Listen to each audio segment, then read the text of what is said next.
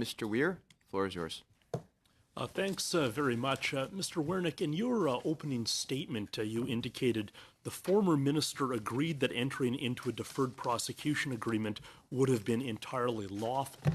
My understanding of Ms. Wilson-Raybould's testimony is that she did not believe that SNC Lavalin was eligible for a deferred prosecution agreement under Canadian law. So I wonder if either or both of you could shed any further light on whether SNC Lavalin would have been eligible for that provision.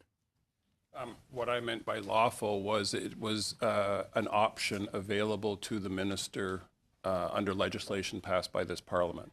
There was nothing illegal about a deferred prosecution agreement. It's a lawful instrument and an option that was always and still is available to the Minister of Justice. No, fair enough, but either you or Ms. Drouin have any view on whether SNC Lavalin would have qualified for the provision that is in legislation? I have no line of sight to the evidence and the arguments. That is a decision which is entirely 100% in the hands of the DPP and the Minister. Maybe just to add, so the offenses SNC Lavalin is facing are covered under the remediation agreement regime. But as the clerk said, whether or not this tool is available on a specific case is the decision of the DPP. Okay. On the possibility of separating the Minister of Justice portfolio from the Attorney General portfolio, Mr. Wernick, you said that it's not a decision to be taken lightly, that there should be more study, and that you might have views to present as part of such a study.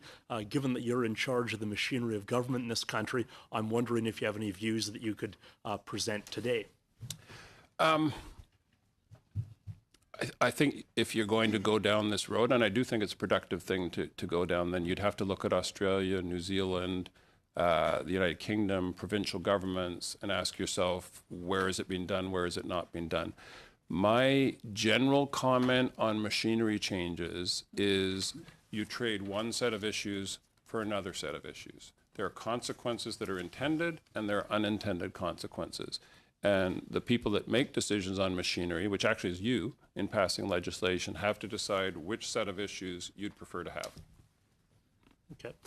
It must happen on a fairly regular basis that companies come to the government seeking certain concessions and saying that there will be dire economic consequences and job losses if they don't get what they want.